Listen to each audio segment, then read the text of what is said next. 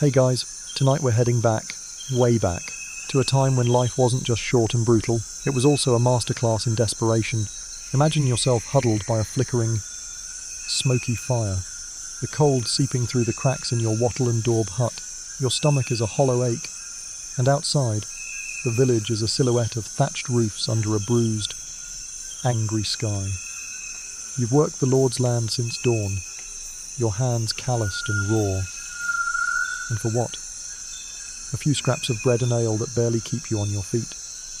You look at your family, their faces gaunt, and a thought takes root, cold and sharp. There has to be a better way, or at least a different way to survive this. This is the moment, that desperate edge, where an honest life ends and a criminal one begins, and let's be real, you probably won't survive this. So, before you get comfortable, take a moment to like the video and subscribe, but only if you genuinely enjoy what I do here. Let me know where you're listening from and what time it is, so we can all feel a little less alone in the dark. Now, dim the lights, maybe turn on a fan for that soft background hum, and let's ease into tonight's journey together. Now, picture this. You've just decided to become a thief. You're not thinking about a flashy, noble outlaw lifestyle. That's a myth for the bards and chroniclers. You're thinking about your next meal. You're thinking about a warm blanket for your kid. The reality of a medieval thief's life was a miserable, fleeting existence, often ending in a swift, public spectacle. It was less about daring heists and more about a constant, grinding struggle for survival against a system designed to crush you. The mainstream historical fact here is that theft was the most common crime in the Middle Ages, far outstripping assault, murder, or treason. This wasn't because people were inherently wicked, but because the economic and social conditions made it an almost inevitable path for the impoverished. Life was hard, and a full belly was a luxury, not a given. So, you start small. Maybe you eye a neighbour's chicken, or maybe you think about the small purse of a travelling merchant, a fleeting glimpse of coin that promises a fleeting moment of relief. But being a thief back then wasn't just about stealing things. It was about navigating a world without safety nets. A world where the law was both brutal and inconsistent. A quirky tidbit. The term petty larceny was a real thing, and it often referred to the theft of items valued at less than a shilling. Steal a loaf of bread, that's petty larceny. Steal a sheep, that's grand larceny, and the punishment was infinitely worse, but the legal definition was often fuzzy, leaving much to the discretion of local lords and sheriffs. Historians still argue whether the severity of punishment was more about deterrence or simply a way for the powerful to maintain control over the powerless. It's a key debate because it tells us whether the justice system was even pretending to be fair, or if it was just another tool of oppression. And as you step onto this new, treacherous path, you quickly realize there are no training manuals, no guilds, just a constant, gnawing fear. Your life, which was already on a razor's edge, is now balanced on a knife point. You watch the shadows, learning to move quietly, to observe without being seen. You become a student of the human world, not in books, but in the flicker of a merchant's eye, the jingle of a key, or the sound of a sleeping dog. The first act of theft is probably an accident, a moment of opportunity you seize on pure instinct. You grab something, a sack of grain, maybe, and your heart pounds in your chest like a drum. You've crossed a line, and there's no going back. Your decision to become a thief wasn't a choice so much as an inevitability. Forced upon you by the very structure of the society you were born into, you were a serf, a peasant tied to the land, and in the medieval world, this was the lowest rung of a ladder you could never climb.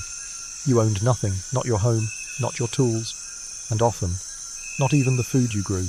Your entire existence was defined by the feudal system, a rigid hierarchy that looked something like this. At the very top, the king, who owned all the land.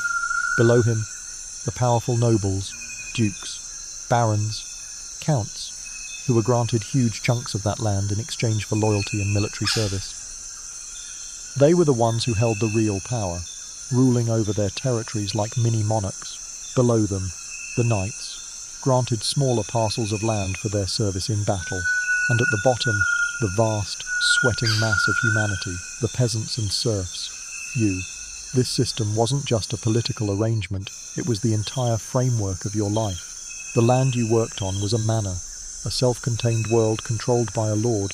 You couldn't leave the manor without his permission. And even if you wanted to, where would you go? Every piece of land was owned by someone. Your life was a cycle of back-breaking labor, ploughing fields, sowing seeds, harvesting crops, all for the benefit of the Lord. A mainstream historical fact is that serfs often had to give up to 2/3 of their harvest to the Lord, leaving them with just enough to survive, if they were lucky. The Lord also charged you for everything, a fee to grind your grain at his mill, a fee to bake your bread in his oven, even a fee to get married. This system, while providing a degree of security against outside invaders, completely choked off any possibility of social mobility. You were born a serf, you would die a serf, and so would your children. This lack of opportunity is the single biggest reason why theft was so rampant. For many, it was the only way to get ahead, or more accurately, to just stay alive. You might be wondering, but wait, what about those quirky historical tidbits? Well, here's one. Some lords had so-called justice seat rights, which meant they could hold their own courts and dispense justice on their manors. This led to a patchwork of laws and punishments across the country. One lord might be lenient, while another might have you publicly flogged for stealing a turnip. You never knew what you were going to get. This inconsistency in the law made life even more precarious. And it leads us to a central point of scholarly debate. Historians still argue whether the feudal system was primarily a system of exploitation or a necessary framework for maintaining order in a chaotic, post-Roman world. Was it a mutual agreement where peasants traded freedom for protection? Or was it a form of institutionalized slavery designed to keep the rich powerful and the poor powerless? This is a question you're living, right now. You feel the weight of it every single day. The Lord's men watch you, the seasons come and go, and your belly aches with a hunger that never seems to go away. So, you begin to look at the world differently. A fence post isn't just a post, it's potential firewood. A sheep isn't just an animal, it's a week's worth of food. You realize that everything you see, everything around you, is owned by someone who has far more than they need. You start to see opportunities in the shadows, a sack left unguarded, a tool forgotten in the field. It's a quiet, cold, rational calculation, not a fiery passion. The system gave you nothing, so you must take what you can. You're not trying to change the world, you're just trying to survive it. This isn't the stuff of epic sagas, but of quiet desperation and the constant, nagging fear of being caught. Your life as a peasant is a daily study in deprivation, a slow, grinding descent into a state of perpetual want. You wake up with the sun, your body aching from the previous day's labor. The food you eat, mostly coarse bread, thin pottage, and sometimes a few foraged greens, provides just enough energy to keep you from collapsing. Your children's bellies are often distended from hunger. Their cries a constant reminder of your failure to provide. This isn't a life of leisure, and you don't have time for grand schemes. You're living in a world where a bad harvest means starvation, a small sickness means death, and the only certainty is the endless cycle of labor and taxes. This pervasive desperation is the engine that drives you, and so many others, toward a life of crime. It's not a moral failing, it's a survival instinct. The historical reality is that medieval peasants were often pushed to the brink by a combination of factors. A mainstream historical fact is the manorial system, which mandated that you work the Lord's land for free on certain days, and pay for the use of his tools and facilities. On top of that, there were tithes to the church, which took 1/10 of your income or produce, and taxes to the king. The cumulative burden was often crushing, leaving you with little to nothing for yourself. Remember that system we talked about? It was designed to keep you poor, to ensure a constant supply of cheap labor and a steady stream of income for the lords. But what happens when that system fails? When a sudden flood washes away your crops or a disease takes your livestock, you're left with nothing, absolutely nothing. And that's when a simple, dark thought becomes a plan. You start to see the world not as it should be, but as it is. A quirky tidbit of this time is that medieval law often distinguished between theft driven by pure greed and theft driven by necessity. While this distinction rarely got you off the hook, it does show that even back then, People understood the desperate circumstances that forced the poor into crime. Imagine a local court where a starving man is brought before the Lord for stealing a chicken. The Lord and his court know that the man's family is starving. Does that change anything? Not usually, but it shows that the concept of situational crime was not lost on them. This distinction, however small, reveals a glimmer of human empathy in an otherwise brutal system. It's a concept that has been debated by scholars for centuries, and historians still argue whether this legal distinction was a genuine attempt at mercy or simply a way for the powerful to appear just while maintaining their authority. Was it a loophole or just a cruel joke? As a peasant in this world, you don't have time to ponder such philosophical questions. You just have a choice to make: steal or starve. The first act of theft is probably the easiest and the hardest thing you'll ever do. Maybe it's a desperate grab for a sack of grain from a passing cart, or maybe it's something more calculated, a careful plan to lift a chicken from a coop under the cover of a moonless night. The moment you succeed, a strange cocktail of adrenaline, guilt, and relief floods your senses. You've broken a law, a societal rule you were taught from birth, but you've also just secured a meal for your family. The relief outweighs everything else. The immediate, gnawing hunger in your stomach and the sight of your child's hopeful face are far more powerful motivators than the abstract fear of the pillory. And once you've done it once, the next time is easier. You start to notice things you never saw before: unguarded paths, loose latches, the rhythm of the night watch, your peasant's life. Once a predictable cycle of labor and want has now become a tense, nocturnal game of survival. Your first act of theft has changed you. It wasn't a grand, heroic moment, but a desperate, fumbling maneuver in the dark. Now, with a little experience under your belt, you begin to see that this new path isn't a dead end. It's a network, a shadowy world with its own rules and a surprising amount of informal training. A mainstream historical fact is that criminal activity was often passed down through families or close-knit communities, creating a lineage of petty thieves and poachers. You might have learned the secrets of the forest from an older poacher, someone who knew which snares to set for rabbits or where the deer liked to bed down. Or perhaps you picked up a few tricks from a wandering beggar who knew how to lighten a purse without arousing suspicion. Think about it this way. For a peasant, life was a continuous lesson in resourcefulness, and a life of crime was just a specialized form of that. You already knew how to mend a roof, a skill that translates surprisingly well to picking a lock. You knew how to move quietly through the woods, which helps you evade a lord's patrol. This informal education began in childhood for many. A quirky tidbit is that children were often used as lookouts or to squeeze into small spaces. Their small size made them perfect for swiping goods from market stalls or even for picking pockets in crowded fairs. They were less likely to be suspected, and the punishments for them, while still brutal, were sometimes less severe than for an adult. It was a cruel apprenticeship, but it was a path to survival. You start to develop your own skills. You learn to listen to the rhythm of a village at night. You can tell a sleeping dog from a restless one just by its whimper. You learn how to muffle the creak of a door, how to climb a stone wall with your bare hands, and how to read the subtle signals that tell you a traveller is carrying a decent sum of money. You might not have been taught to read or write, but you're a master of observation. Historians still argue whether this criminal training was a conscious, deliberate practice or simply a natural outcome of living in desperate circumstances. Was it a formal passing of knowledge, or just people learning to survive by watching others? For you, it feels less like a school and more like a necessity. You're not being mentored, you're just paying attention, because your life depends on it. This learning curve isn't glamorous. It's filled with close calls and moments of sheer terror. The first time you hear the hue and cry, the collective shout that signals a pursuit, you freeze, your heart a frantic bird in your chest. But you learn from it. You learn where to hide, which streams to cross to throw off the scent of tracking dogs, and which sympathetic villagers might offer a brief moment of shelter. You learn that some risks are worth taking, and others aren't. Stealing a sack of grain from a lord's granary is one thing, but trying to rob a well-guarded caravan, that's a fool's errand. You start to understand the geography of crime, the places that are too dangerous, the routes that are too well trodden, and the moments when a village is most vulnerable.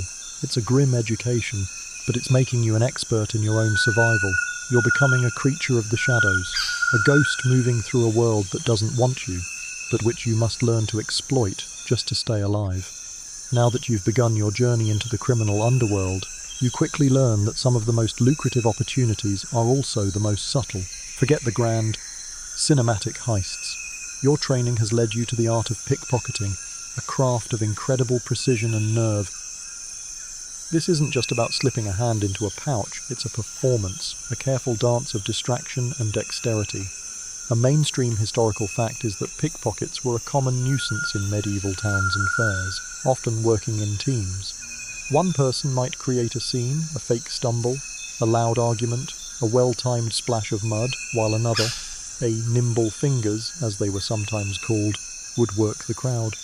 You learn to watch people, not just for their possessions, but for their habits. You observe how a merchant rests his hand on his money pouch, how a traveller grips his purse strings, and you identify the telltale signs of someone who has a little something extra on them.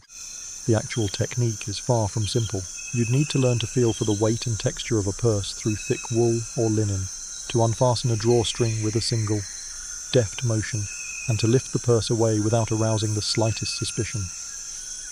A quirky tidbit is that some pickpockets would use a tool, a small, sharp knife or a blade on a string, to cut the purse from the belt rather than attempting to unfasten it. This was a riskier move, but it was faster and required less direct contact.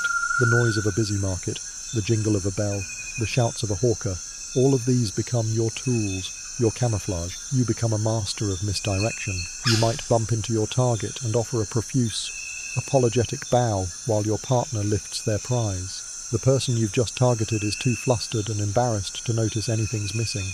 By the time they realize it, you and your accomplice are long gone, melting back into the anonymous throng. This leads to an ongoing academic debate. Historians still argue whether the prevalence of pickpocketing and other petty crimes in medieval society indicates a breakdown of social order, or was simply an accepted, if unsanctioned, part of the urban landscape. Was it a symptom of a sick society, or just a natural consequence of so many people living in such close, desperate proximity? For you, living this life, the answer is a little of both. You are a product of your environment, but you're also an active participant. You know the risks. You know that if you get caught, the punishment could be swift and brutal, but the lure of a few coins, enough to buy a good meal, perhaps a new pair of shoes for your child, is a temptation too powerful to resist. You are no longer just a peasant, you are a specialist, a practitioner of a dark art. Your mind is always working, analysing, planning. You see a crowded street and you don't see people, you see opportunities. You hear the cry of a merchant and you hear not his wares, but the clink of the money he's carrying. This is your new reality. A world defined by its shadows and its secrets, and with every successful job, you become more confident, more dangerous, and more deeply entrenched in a life from which there is no easy escape. You're a ghost in a crowd, a shadow in the night, and you're good at what you do. The only question is, how long can you keep it up before your luck and your life run out? While the art of pickpocketing was your bread and butter in the bustling towns, you knew that real opportunities and real risks lay beyond the crowded market squares. The peasant's world was not limited to small purses and dropped coins. You were a master of survival, and you had to be able to steal whatever was available, wherever you found it. This meant venturing beyond just what was in someone's pocket. A mainstream historical fact is that livestock theft was a major crime in the medieval period. A single sheep could represent a family's entire wealth, and a cow was a priceless asset. Stealing one of these animals was a massive gamble, but the payoff could be huge. Imagine the risk. You're out under the cover of a moonless night, trying to muffle the sounds of a terrified pig or a stubborn goat. The slightest bleat or grunt could alert a nearby farmer, who would not hesitate to grab his pitchfork and rouse the entire village. You had to be a master of stealth, a whisper in the wind. You learned to read the landscape, to know the paths that were least likely to be patrolled, and to understand the habits of a sleeping village. A quirky tidbit of this particular criminal world is that some rural thieves became remarkably good at animal husbandry in reverse. They would learn which animals were the most docile, which were the quietest, and which could be coaxed away from the herd with a few well-placed scraps of food. They weren't just stealing an animal, they were performing a quiet, high-stakes psychological operation on a creature with a mind of its own. But livestock was just the beginning. You also learned to target personal belongings from homes. Though this was far more dangerous, you'd watch a house, studying the family's routine when they went to bed, when they left for the fields, which windows were left unlatched. You'd slip inside, your heart hammering against your ribs, and grab anything of value, a small silver brooch, a bit of spare cloth, a metal cooking pot, anything that could be sold to a fence for a few coppers. This was the most terrifying type of theft, as the penalty for breaking and entering was almost always more severe than for simple larceny. You were a ghost in a home, surrounded by the sleeping bodies of people who, just like you, were probably struggling just to get by. This raises a fascinating point of historical debate. Historians still argue whether the targeting of personal goods and livestock was a sign of a thief's desperate need or a conscious rejection of the moral code of the time. Was it simply survival, or was it a deeper expression of a society breaking down? For you, the answer is simple. A hungry stomach doesn't care about moral codes. You don't have the luxury of philosophical ponderings. You're a predator in a world where everyone is a potential victim, and you're trying to not become one yourself. You've crossed a line, and now you can't go back. You're no longer just a struggling peasant, you're a criminal, and your entire world is seen through the lens of what can be taken, what can be sold, and what can be used to keep you and your family alive for one more day. The world is a pantry, and you've learned to open the doors. You've mastered the quiet thievery of the fields and the subtle art of the pickpocket. But as your reputation and your need grow, you begin to hear whispers of a different kind of criminal. These are the ones who don't operate in the shadows of a village or the anonymity of a crowd, but in the open. On the king's highways and out of their fortified castles, we're talking about highwaymen and robber barons, while romanticized in stories. These were anything but noble figures. A mainstream historical fact is that highway robbery was a constant and serious threat to travelers, merchants, and even pilgrims. These were not just lone wolves, they were often organized bands of men, sometimes former soldiers or dispossessed knights, who knew the land and the most vulnerable routes. They'd set up ambushes in dense forests or at the narrow choke points of a mountain pass, where a caravan had no choice but to slow down. The robber baron, on the other hand, was an even more powerful and terrifying figure. This was a noble, a lord with a small castle and a private army, who would use his position not to protect travellers, but to prey on them. He wouldn't just rob you, he'd demand a toll to pass through his lands, or worse, he'd seize your goods and hold them for a ransom you couldn't possibly pay. A quirky tidbit about these barons is that they often justified their actions by claiming to be enforcing customary tolls or tariffs, cloaking their criminality in a thin veil of legality. It was a form of protection racket on a grand scale, and there was little the law could do about it, because they were the law in their own territories. You, a petty thief, saw these men as a different species entirely. They had the luxury of their thievery. You were doing it just to survive, while they were doing it for power and profit. This brings up a significant scholarly debate. Historians still argue whether robber barons were a symptom of a weak central authority or a deliberate and accepted part of the feudal landscape. Was the king simply too weak to control these lords, or were these mini-kingdoms of crime an unstated part of the social contract? A messy but functional way to manage a decentralized kingdom. You don't have time for these abstract debates. You just know that a king's highway is just as dangerous as a lord's woods, and a bandit's sword is just as sharp as a noble's. In fact, a bandit might even be more merciful. You learn to recognize the territories they control, the telltale signs of a freshly dug pit trap or a cleverly concealed lookout. You learn to avoid them at all costs, because while you might have a few coppers and a stolen chicken, they're looking for far richer prey. They are a constant, lurking threat, a reminder that in this world, everyone, from the lowliest peasant to the most powerful lord, is just trying to take what they can, and some of them, like the robber barons, were playing a different, much more dangerous game. So you've stolen a few coins, maybe a chicken, and you feel a fleeting sense of relief, but that relief is quickly replaced by a cold dread.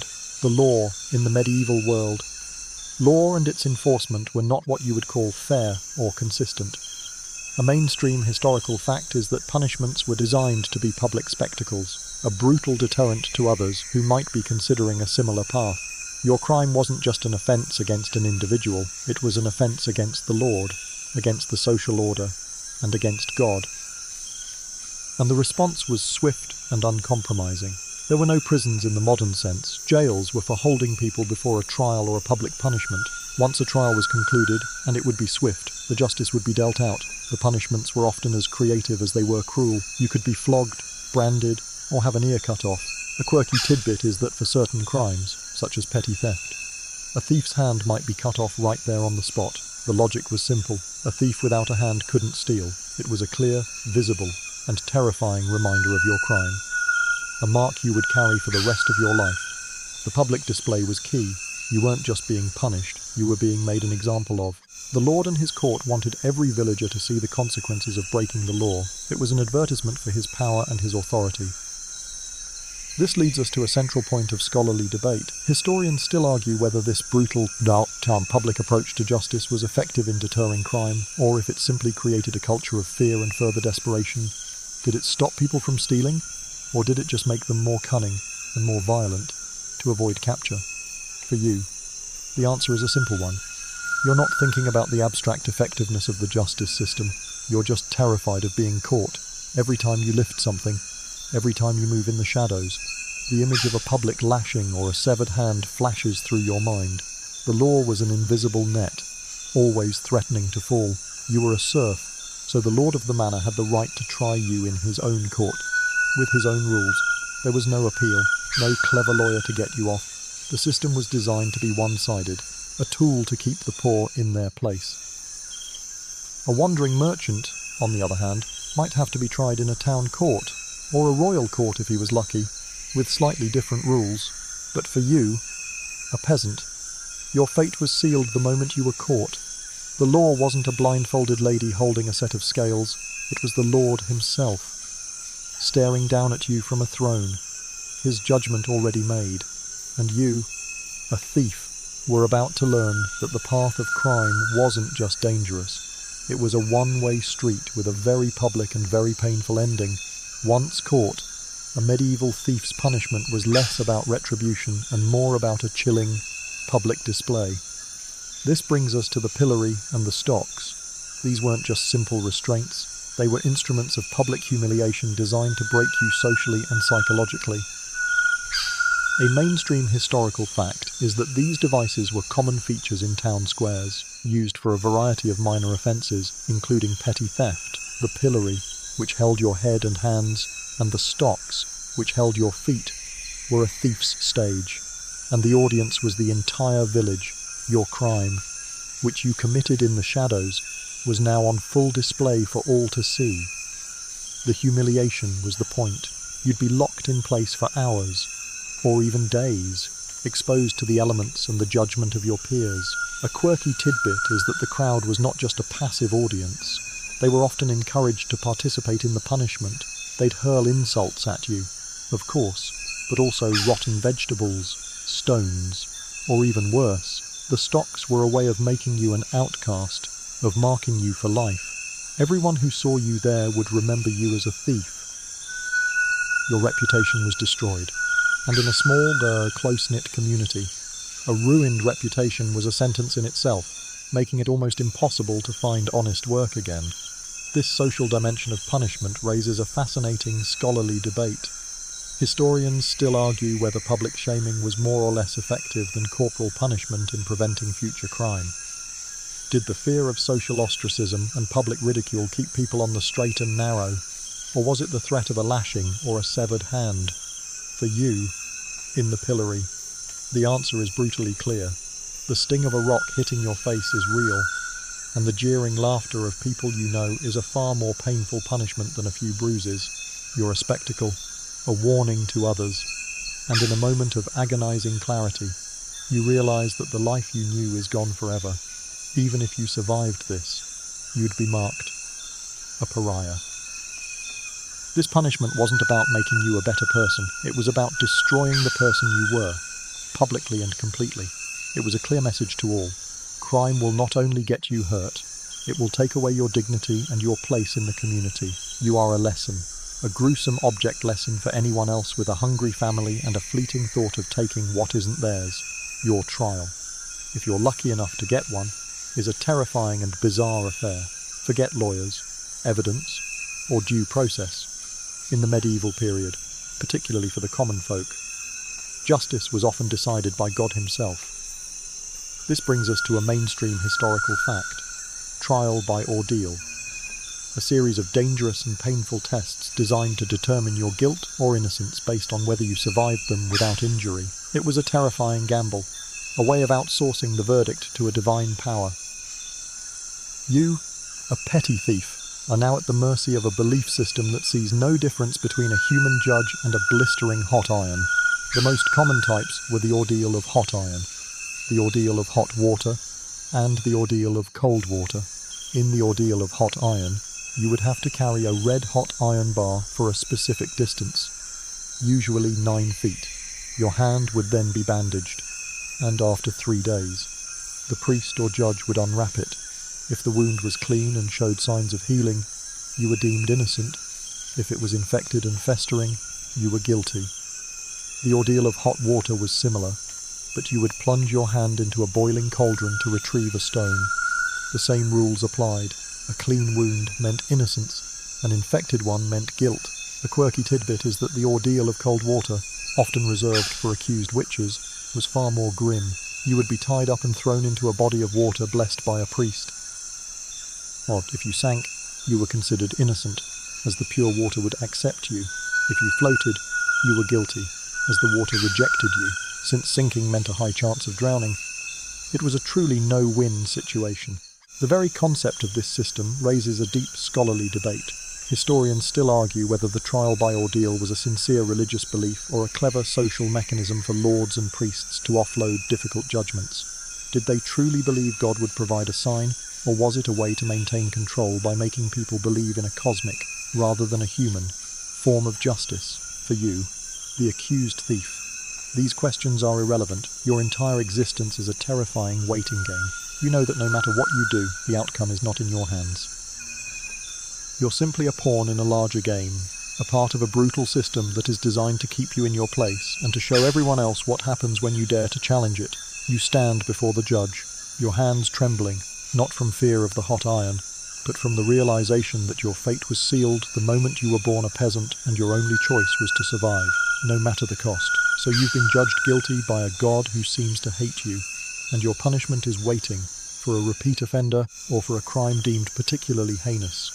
Like grand larceny, the theft of something of significant value, there was only one final stop. This brings us to a mainstream historical fact: the gallows and the gibbet. These were the ultimate, brutal finality of the medieval justice system. The gallows was a wooden structure used for hanging, and the gibbet was a cage in which a condemned person's body would be left to rot as a public spectacle. And the purpose of both was not just to kill you, but to make your death a terrifying and lasting lesson for every person who passed by. Imagine the walk to the gallows. It's a somber, terrifying procession. You are surrounded by a crowd, some of whom you know, all of them there to watch your end.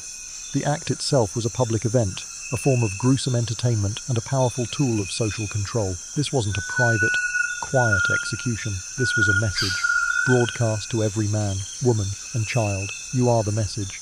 But the gallows were often a swift end. The gibbet was much worse. A quirky tidbit is that a gibbet was a metal cage, sometimes shaped like a human body, in which the condemned would be placed and then raised on a pole.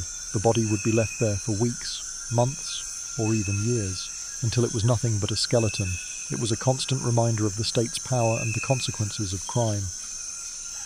This leads us to a central point of scholarly debate. Historians still argue whether the spectacle of public execution, and particularly the long-term display of bodies on gibbets, was a genuine deterrent, or if it desensitized the public to violence and rebellion. Did the sight of a rotting corpse on a hill make people fearful of the law, or did it just become another part of the landscape? A morbid tourist attraction for you, the condemned. These questions are meaningless. You're living the grim punchline to a very dark joke. You are a warning, a scarecrow of flesh and bone, a symbol of a life that went wrong from the start. You didn't ask to be a thief. You were born into a world where it was almost a requirement for survival. Now, you're about to pay the ultimate price for a system you never created and a choice you never truly had. You are a testament to the fact that in the medieval world, the law was not a safety net, it was a noose. If you're lucky enough to have been sentenced to something other than death, perhaps a period of time awaiting a different, more nuanced public spectacle, you might find yourself in a medieval prison. But don't imagine the gloomy stone cells of a modern movie. A mainstream historical fact is that medieval prisons, or jails, were not long-term places of incarceration. They were primarily holding cells for people awaiting trial, judgment, or execution. And they were, to put it mildly, a living hell. They were often little more than dank, foul-smelling dungeons or towers, overcrowded and without any sanitary facilities. You'd be crammed into a space with dozens of others, all suffering from hunger, disease, and the constant threat of violence. The jails were not funded by the government, but by the very prisoners held within them. A quirky tidbit is that you had to pay for everything: your food, your water, even your own chains. If you couldn't pay, you starved.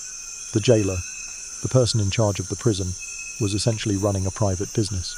He made his money by squeezing every last coin from his inmates. If a prisoner was too poor to pay for food, the jailer could simply let them starve, which was a grim and common occurrence. This system of self-financing made the jailer's incentives perverse. He had no interest in your well-being, only in your ability to pay. This system of incarceration brings up a fascinating point of scholarly debate.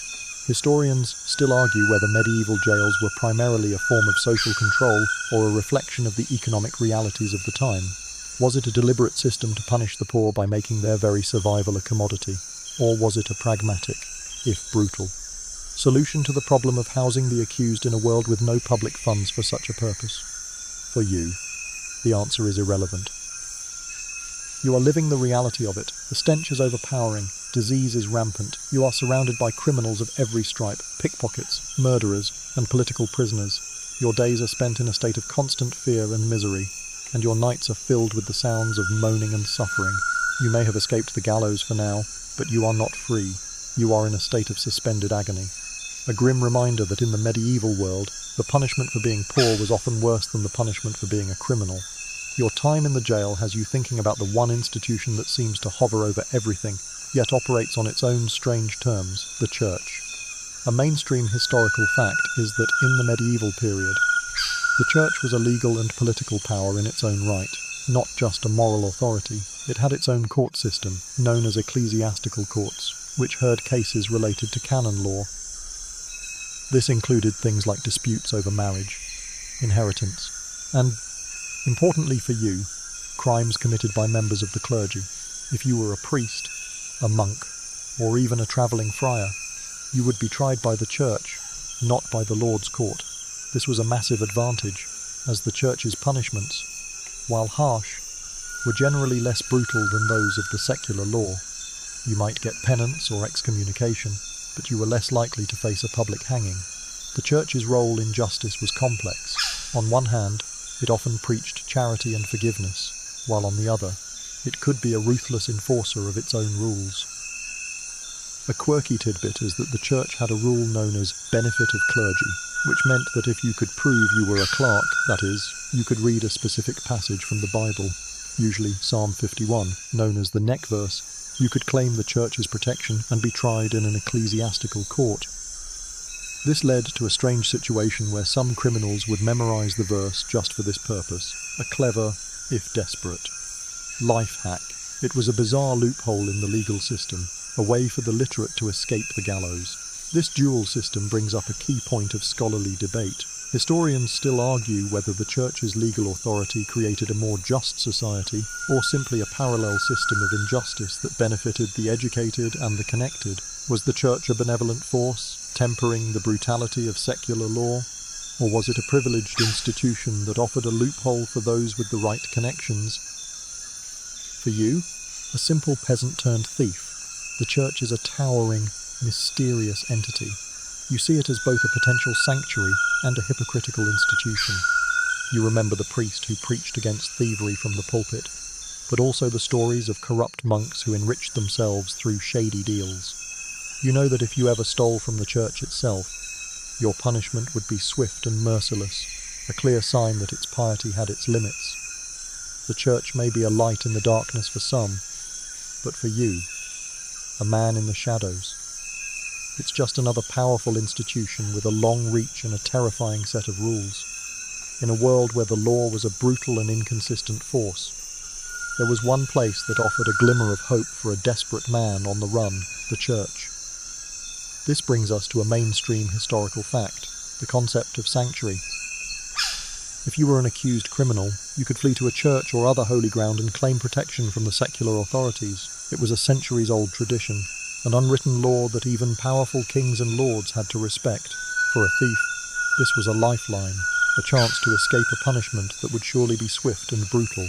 The priest or abbot of the church would offer you a degree of protection, and the secular authorities could not seize you as long as you remained within the hallowed walls. But this was no free pass. There were strict rules to the game. A quirky tidbit is that your sanctuary was not unlimited. Typically, once you claimed sanctuary, you had a certain number of days, often 40, to either give yourself up to the secular court or to confess your crime and agree to leave the country. This was known as abjuration of the realm. You would walk barefoot, carrying a wooden cross, to the nearest port and take the first ship out, never to return. The alternative was to face the justice you were trying to escape. Sanctuary was a temporary pause, not a permanent solution. It gave you time to think, to negotiate, and to choose a lesser evil. This whole system of sanctuary brings up a key point of scholarly debate. Historians still argue whether the right of sanctuary was a humane and benevolent expression of the church's power, or a legal loophole that created a parallel system of justice that undermined secular authority. Was it a force for good, a way of offering mercy in a merciless world, or was it a source of conflict between the church and the king, each trying to assert their power? For you, a man on the run with the hue and cry on your heels, these questions are irrelevant. You see the looming spires of the local abbey, and it's not a symbol of abstract benevolence. It's a physical, tangible shield against the hangman's noose. You bolt toward it, your lungs burning, and you burst through the massive wooden doors, collapsing on the stone floor. You're safe, for now. You look up at the soaring vaulted ceiling, and you are no longer a thief on the run. You are a penitent, a man who has traded a certain punishment for an uncertain future. But it's a future nonetheless, and in your world, that's more than most people get. So you've escaped the gallows, at least for now. But your sanctuary has given you a new problem. How do you sell the things you stole without being caught? This brings you into a shadowy and essential part of the medieval underworld, the black market. A mainstream historical fact is that this was an entire parallel economy, a thriving network of merchants, fences, and buyers who dealt in stolen goods, illicit products, and contraband. While honest merchants were bound by strict guild rules and royal taxes, the black market operated on a system of trust and secrecy, often centered in the less savory parts of towns or in secluded rural areas. Think of it as the medieval version of an online classified site, except with much higher stakes and no anonymity. You'd approach a fence, a person who bought stolen goods, and he would be your connection to this world. A quirky tidbit is that these fences were often outwardly respectable members of the community, perhaps a butcher who also dealt in stolen livestock, or a cobbler who would buy leather from an illicit source. They were the intermediaries, the ones who could turn your stolen goods into hard currency. They would know who was looking for a stolen silver chalice or who needed a few bolts of cheap cloth, and they were, to put it mildly, not your friends. They would pay you a fraction of the item's real value, knowing that you had no one else to sell to and that the risk was all on your shoulders. This leads to a fascinating scholarly debate. Historians still argue whether the black market was a sign of a dysfunctional economic system or a natural and necessary outlet for a population that was largely excluded from the formal economy. Was it a cancer on society, or was it a form of economic resistance? A way for the poor to reclaim some small measure of wealth from the powerful. For you, a thief. The black market is neither a political statement nor an abstract economic system. It's just a way to survive. You bring your stolen wares to a back alley or a quiet corner of a busy fair, and you wait for your contact. Your heart pounds with every footstep that passes. The transaction is brief, tense, and silent.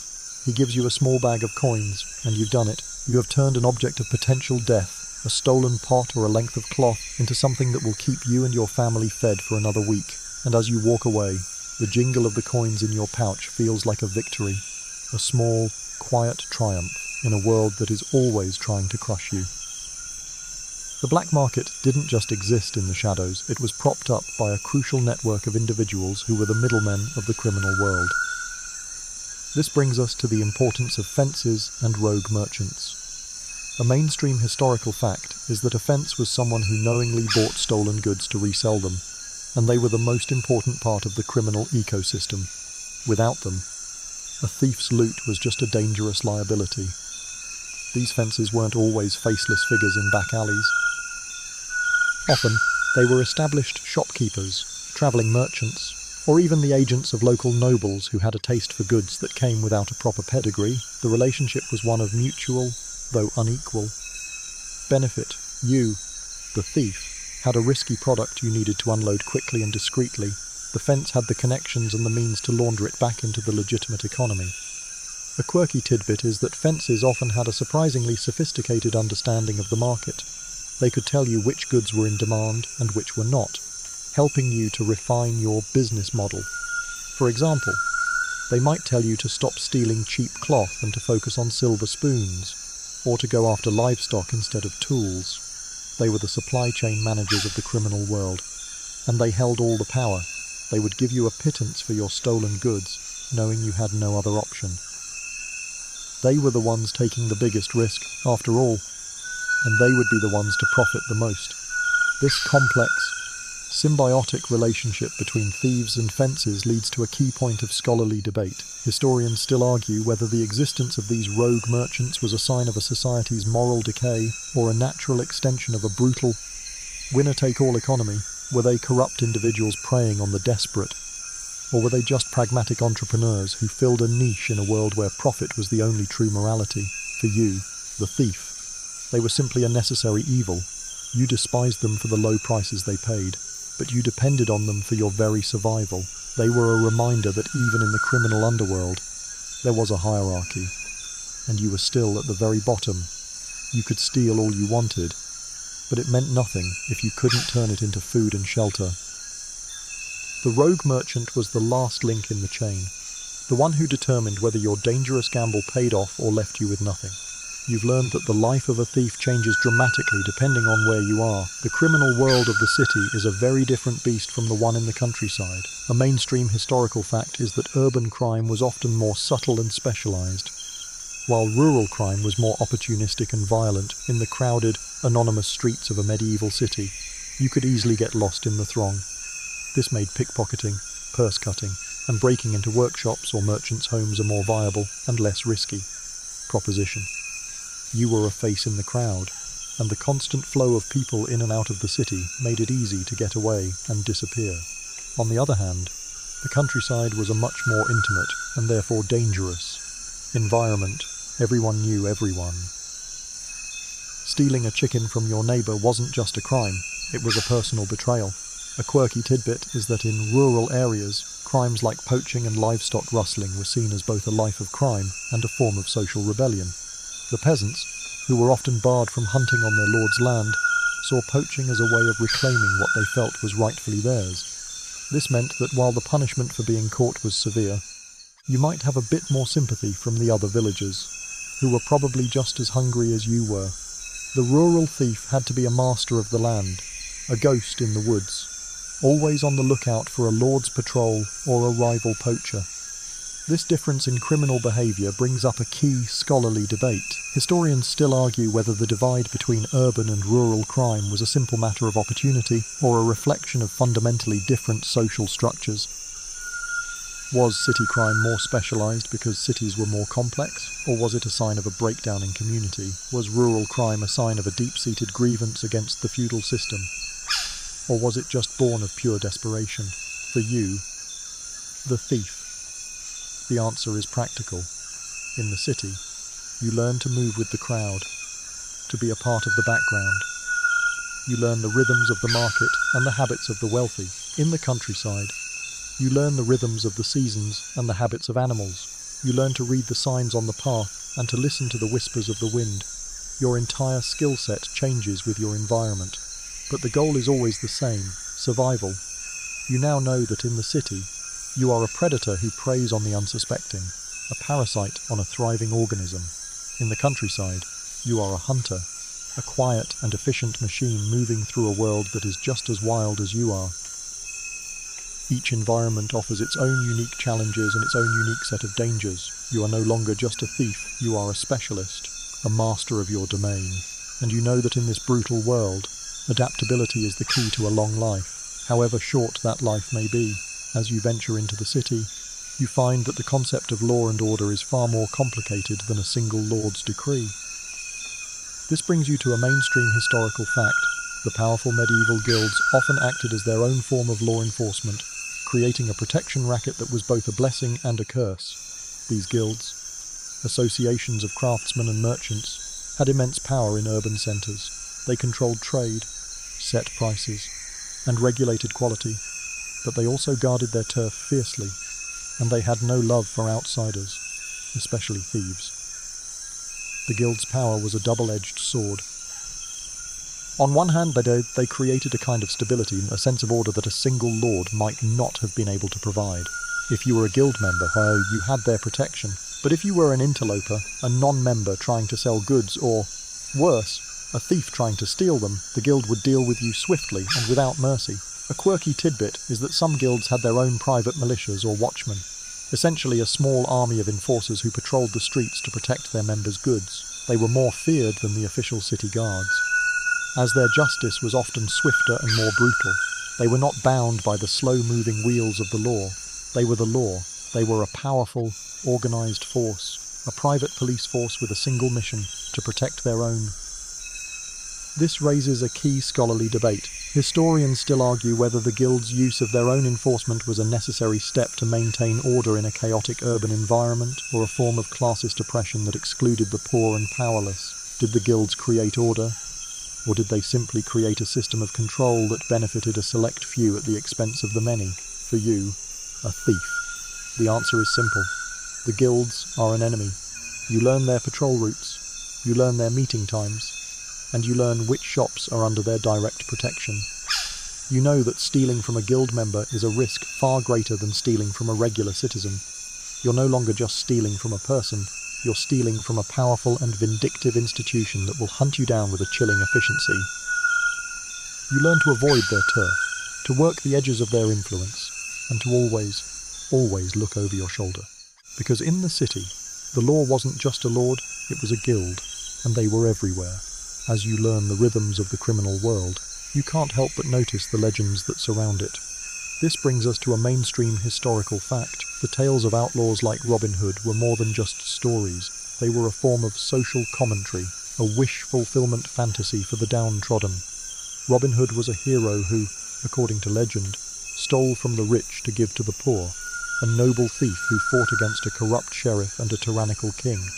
But the reality of a medieval outlaw was far from romantic.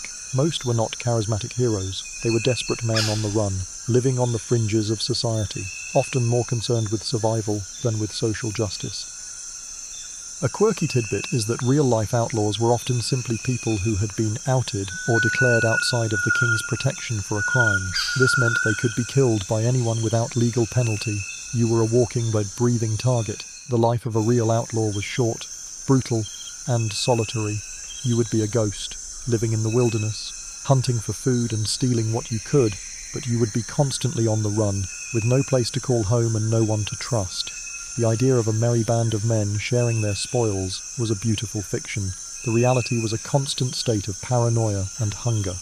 This stark contrast between myth and reality leads to a key scholarly debate. Historians still argue whether the Robin Hood legend was a form of political protest, a way for the poor to express their grievances against the powerful, or simply a fictional tale designed to entertain. Was it a dangerous and subversive idea, or was it just a story? A safe outlet for the frustrations of a powerless people? For you, a real thief. The story of Robin Hood is both a bitter joke and a source of fleeting hope. You know that you are not a hero, you are not fighting for justice, you are fighting for a meal. But in the darkest moments, when you're cold and hungry and alone, you can't help but think of the legend. You imagine a world where the law is on your side, where the king is just, and where a man can live by his wits without being hunted. But then the cold reality of your stolen chicken and your empty stomach brings you back to earth, and you realize that a story is just a story, and a legend is just a lie you tell yourself to make the dark a little less terrifying. Living the life of a thief, you've learned that you can't trust anyone.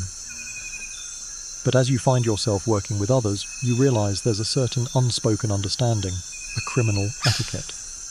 This brings us to a mainstream historical fact, the code among thieves.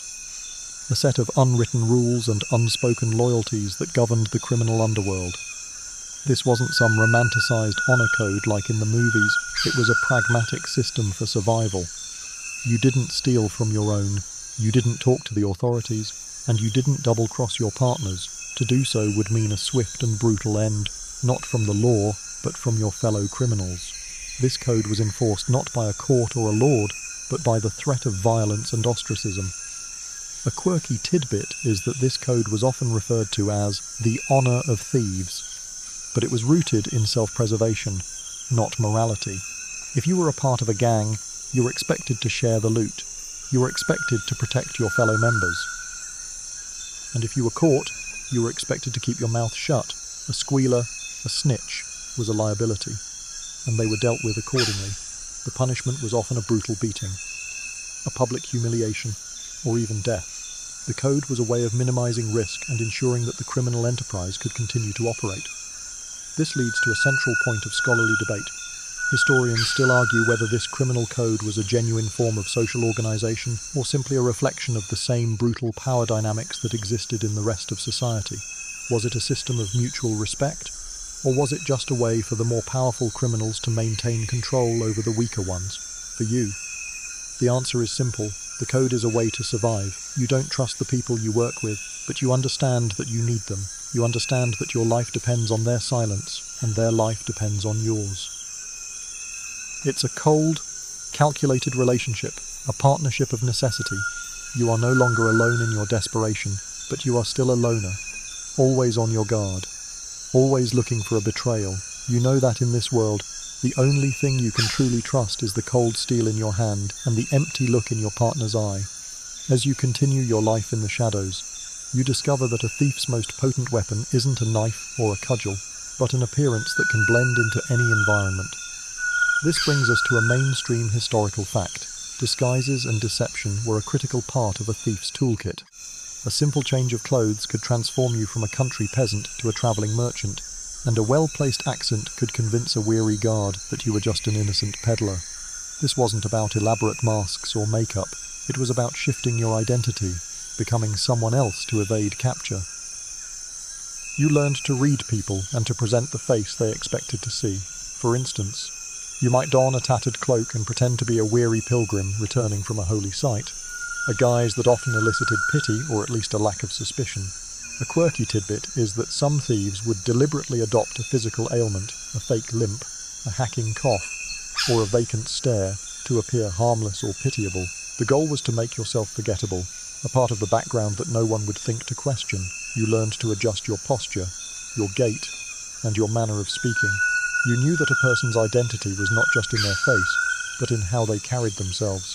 A low-born peasant, accustomed to a life of labour, had a different way of walking than a travelling merchant. You had to learn both. This reliance on deception brings up a central point of scholarly debate. Historians still argue whether the use of disguises and fake identities was a sign of a thief's cleverness or a reflection of the fluid, porous nature of medieval identity. Was it a skillful craft? Or was it simply an exploitation of a world where most people never ventured more than a few miles from their homes and were therefore easy to deceive? For you, the answer is a little of both. You are a master of a craft born of necessity. You are no longer just a person, you are a performer, an actor in a never-ending play where the stakes are your freedom and your life. You are a ghost, a shadow, a whisper, and you have learned that sometimes The best way to escape a problem is to become a different person entirely. Your mastery of disguise and stealth is often your only defense against a terrifying and immediate threat, the hue and cry. A mainstream historical fact is that this was the medieval equivalent of a modern 911 call, and it was a collective, communal form of law enforcement. If a crime was committed, a theft, a robbery, or an assault, the victim would raise the hue and cry by shouting, blowing a horn, or ringing a bell. Every able-bodied man in the village or town was then legally obligated to join the pursuit. To ignore the call was a crime in itself, punishable by a fine or even jail time. Imagine the sheer terror of hearing that sound.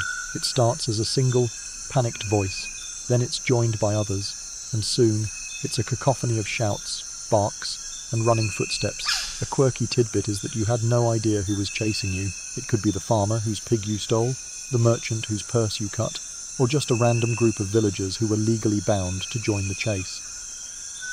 The mob was a terrifying, unpredictable force, and it was your ultimate enemy. It wasn't about clever deductions or a slow-moving investigation. It was about pure, visceral fear and a desperate race to escape a crowd that was growing with every step. This leads to a central point of scholarly debate. Historians still argue whether the hue and cry was an effective crime-fighting tool or a brutal system that often led to mob justice and the persecution of innocent people. Was it a necessary part of a world without a formal police force? Or was it a form of vigilantism that often led to violence and injustice? For you, the running thief, the answer is irrelevant. All you know is the thundering footsteps behind you, the shouts of the crowd, and the frantic need to find a place to hide. You duck down an alley, you climb over a wall, you throw yourself into a field of tall grass, your heart a drum against your ribs. You are no longer a person, you are prey, and the entire world is the hunter. As you grow more experienced in the shadows, you realize that some of the most effective thieves are also the least suspected. This brings us to a mainstream historical fact, the life of a child thief. Children were often used by criminal gangs or even by their own families for their small size and speed. They could slip through windows, climb into tight spaces, and get into places that a full-grown adult could not. Their innocence, or at least the perception of it, also made them less likely to be suspected. A child asking for a handout at a market could easily be a scout for a pickpocket, noting who has a heavy purse and who doesn't. A quirky tidbit is that medieval laws were often a bit softer on juvenile offenders, though not by much. While an adult might be sentenced to hanging for a significant theft, a child might be branded or flogged and then released back to their family. This small legal leniency was a double-edged sword. It made children valuable to criminal enterprises, but it also exposed them to a life of misery and brutality from a very young age. They were often sent out on their own, a small, desperate figure in a world of giant problems. Their childhood was not a time of play and learning, but a brutal apprenticeship in the art of survival. This leads to a central point of scholarly debate. Historians still argue whether the use of children in crime was a deliberate exploitation by adults or a tragic, unavoidable consequence of the grinding poverty of the time. Were adults taking advantage of their vulnerability? Or was it a desperate measure born of a world where everyone, even a child, had to contribute to the family's survival? For you, watching a small child in the market, pretending to sell flowers while they look for an opportunity, the question is a grim one. You see a reflection of your own desperation. And you know that in this world, there is no such thing as childhood innocence. There is only survival. Your life as a thief has taught you that justice is not blind, it's a commodity. This brings us to a mainstream historical fact. When justice was bought, a widespread problem in the Middle Ages, the wealthy and powerful could often escape punishment by paying a hefty fine or offering a bribe to a judge, a sheriff, or even a local lord. The law, which was designed to keep the poor in line, had an unwritten exception for those with deep pockets. If you were a knight who committed a murder, you might get away with a fine. If you were a peasant who stole a loaf of bread, you might lose your hand. It was a cynical system, a clear demonstration of the principle that in this world, money talked, and the law listened. A quirky tidbit is that this corruption was so common it was almost an accepted part of the legal landscape. Some lords would even set up mock trials to extort money from the accused. Knowing they could pay to make the charges disappear, it was a business model, a way of generating revenue from the legal system. The powerful were both the arbiters of justice and the beneficiaries of injustice. You, a poor thief, didn't have the luxury of buying your way out. You had to rely on your wits, your speed, and a lot of luck. The law was a net for you, but for the powerful, it was a finely woven silk scarf they could simply brush aside. This raises a central point of scholarly debate. Historians still argue whether this widespread corruption was a symptom of a weak, decentralized government or a deliberate tool of control to maintain the power of the landed gentry. Was it a system that was broken, or was it a system that was working exactly as it was designed to? For you, the thief, the answer is irrelevant. You know that a rich man's word is worth more than a poor man's life. You know that the same crime committed by two different people could have two very different outcomes. You are an expert in the law of the street, but you are powerless against the law of the powerful. You are a shadow in a world of light, and you know that in this world, some people are simply too bright to be seen by the law. Living in the criminal underworld, you quickly learn that communication is everything, and discretion is your best friend. This brings us to a mainstream historical fact. Thieves and other outlaws often developed their own slang and secret codes to communicate without being understood by the authorities or the general public. This wasn't just for fun, it was a matter of life and death. A simple phrase could warn of a nearby patrol. A whispered word could identify a potential target, and a gesture could signal an impending ambush. This secret language was a way of creating a community in the shadows, a way of building trust and cohesion in a world where betrayal was common. A quirky tidbit is that this slang, known as cant, was often derived from a mix of languages and regional dialects, creating a constantly shifting lexicon that was nearly impossible for outsiders to decipher. A thief might say they were going to the ken to refer to a house, or that they were going to lift the Peter to mean they were going to steal a box or chest. This was a form of linguistic camouflage, a way of having a conversation in plain sight without anyone having a clue what you were talking about. It was a verbal disguise, just as important as the physical ones you wore. This use of secret language brings up a key point of scholarly debate. Historians still argue whether the development of cant was a natural product of the criminal subculture or a deliberate, organized effort to create a linguistic barrier between thieves and the rest of society. Was it a form of criminal identity, or was it simply a practical tool for survival? For you, the thief, it is both. It's a way of talking to your partners without fear, and it's a way of feeling like you belong to something, even if that something is a world of shadows and secrets. You learn the words and phrases not from a book, but from a whisper in the night, a gesture on a crowded street, a knowing look from a fellow criminal. You are a member of a club that no one wants to join, and the secret language is your membership card. Your life as a thief is a constant, grinding struggle. But then, something happens, something that changes everything for you and everyone you know. This brings us to a mainstream historical fact, the Great Catastrophe, or more accurately, the Black Death. The plague, which swept through Europe in the mid-14th century, was a monumental disaster that killed a third to half of the population. For a thief, this meant a world in chaos, a world of death and opportunity. The system you knew, the feudal system that had kept you in your place, was suddenly and violently upended. Imagine the chaos. Villages are abandoned, towns are emptied, and the constant fear of disease hangs over everything. You see people dying in the streets, and you realize that your old fears, the pillory, the gallows, the Lord's justice, are now irrelevant. The law is no longer the biggest threat. Death is. But with this chaos comes a strange new kind of freedom. A quirky tidbit is that the sheer number of deaths created a severe labour shortage. All those peasants who had been tied to the land, many of them were now dead. And the ones who survived were in high demand. For the first time in your life, you have leverage. You can demand higher wages. And if a lord doesn't give them to you, you can simply leave and go to another manor. This sudden shift in power dynamics leads to a key point of scholarly debate. Historians still argue whether the Black Death was a primary cause of the feudal system's decline or simply accelerated a process that was already underway.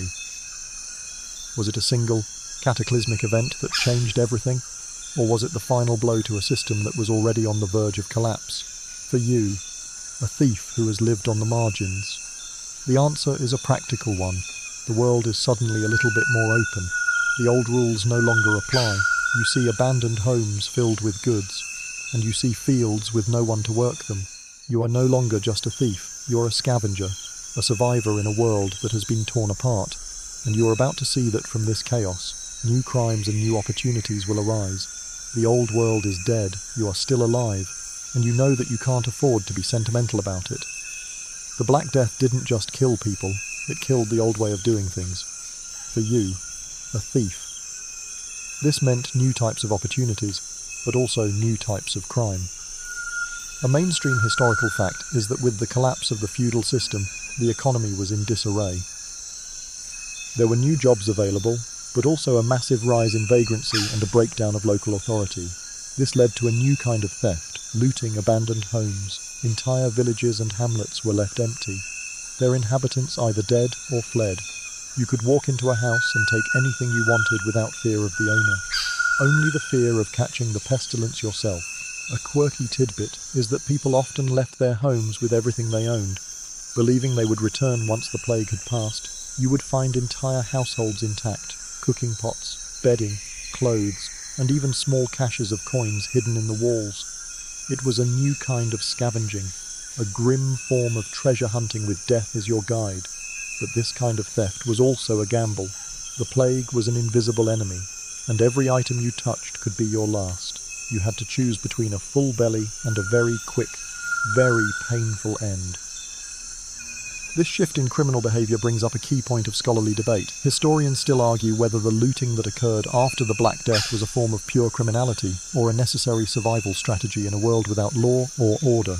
Were people taking advantage of a terrible situation, or were they just doing what they had to do to survive in a world that had abandoned them? For you, the answer is simple. A hungry stomach doesn't care about abstract questions of morality. You are a survivor in a world that has been turned upside down, and your skills as a thief are now more valuable than ever. You have learned that in the face of a true catastrophe, the old rules and the old laws simply cease to exist. You are no longer just a thief. You are a ghost moving through a graveyard, and the dead have left you their inheritance. The chaos of the plague created a power vacuum, and where there is chaos, there are new opportunities for the organized.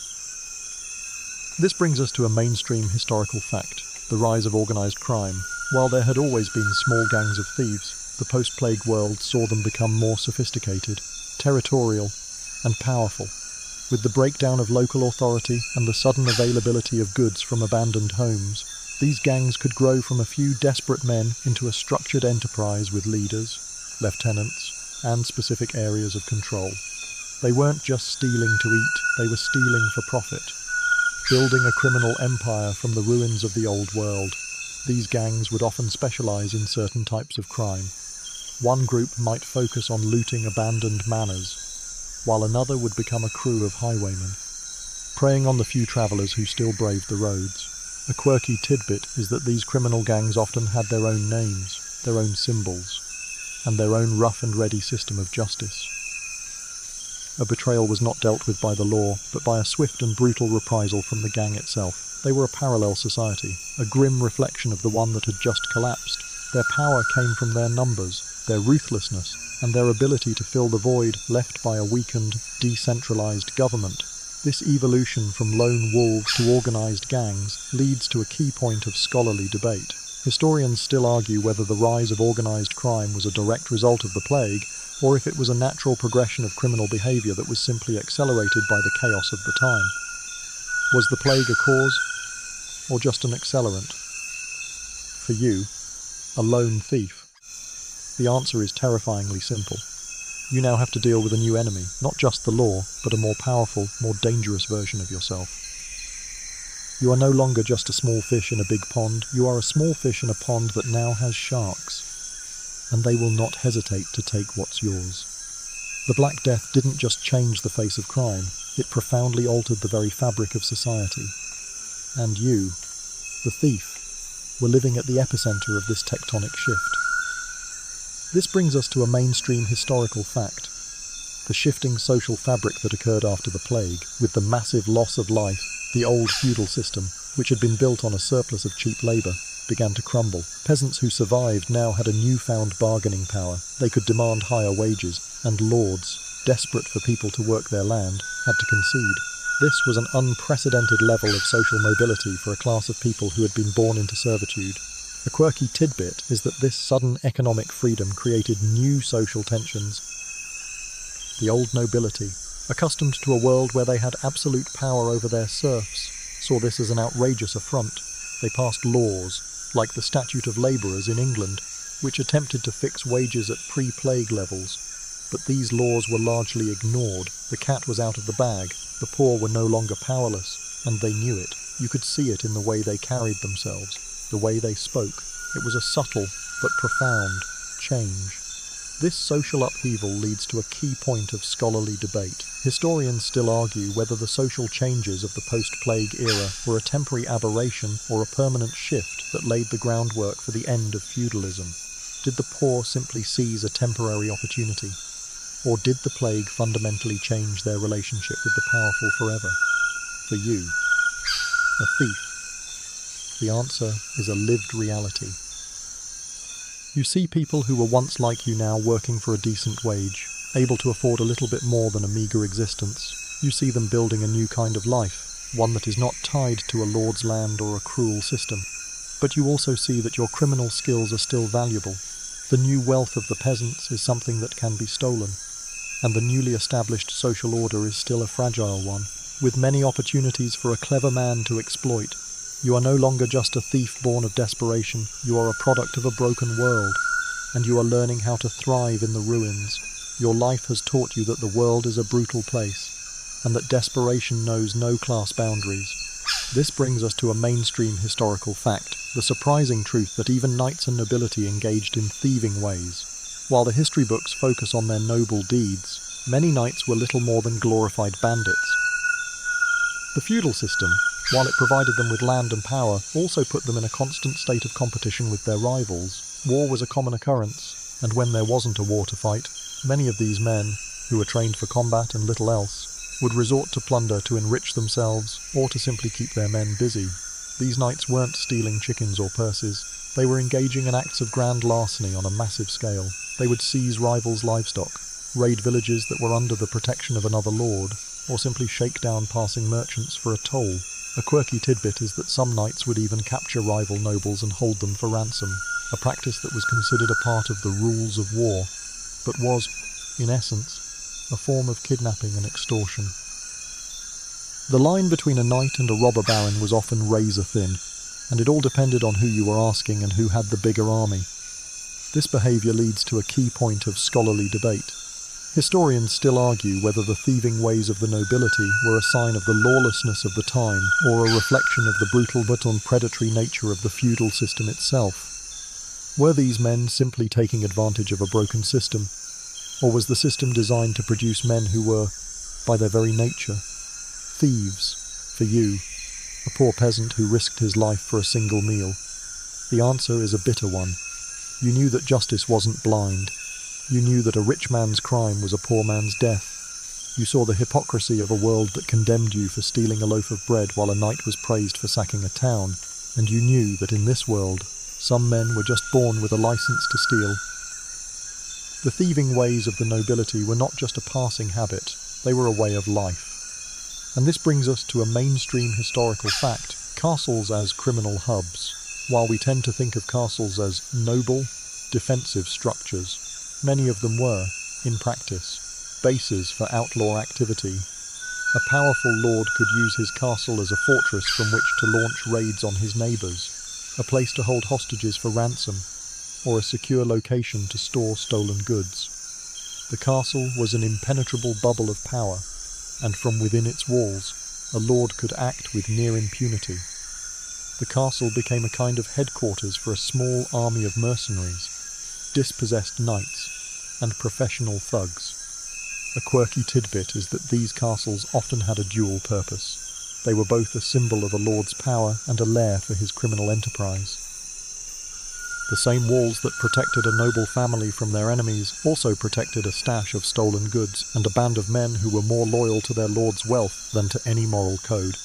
The castle was a physical manifestation of the idea that in this world, power was its own law.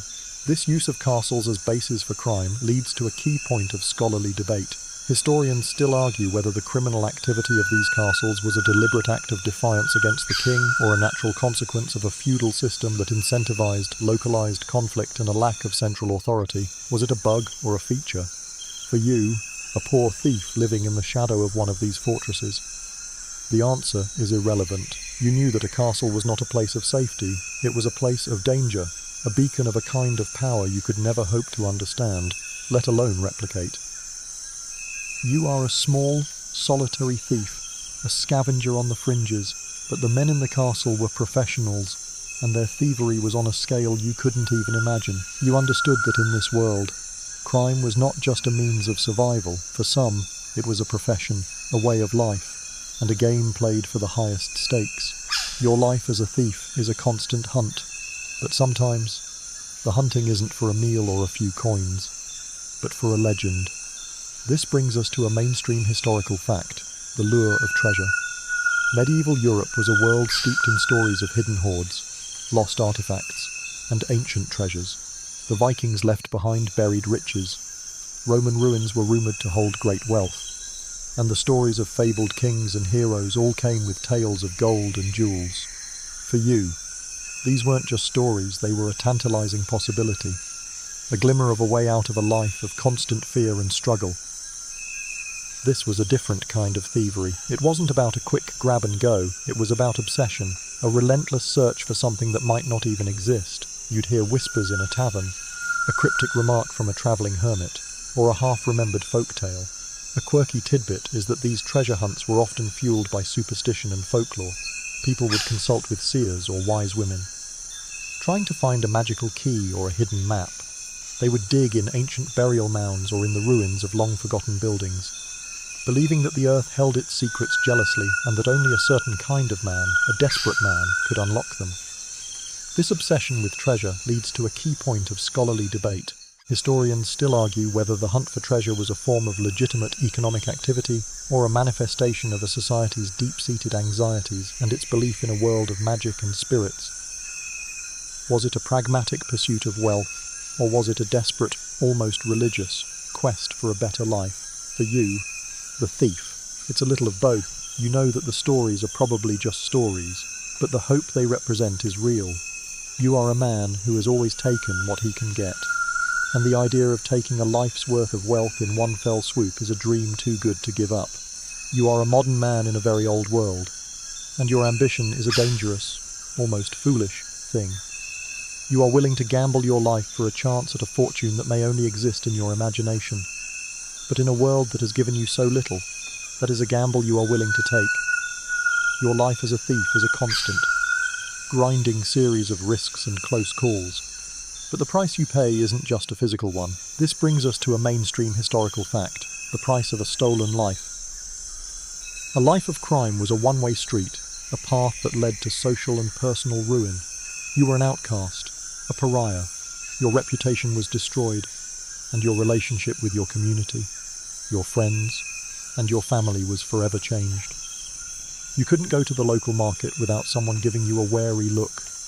You couldn't speak to a neighbour without the subtle shift in their posture that said, "I know what you are." You were a living ghost, a person who was physically present but socially absent. The personal cost was immense. You lived in a state of perpetual fear and anxiety, always looking over your shoulder, always listening for the sound of a mob or a patrol. A quirky tidbit is that this constant state of stress and fear often led to an early death, not from the law, but from the physical and psychological toll of a life on the run.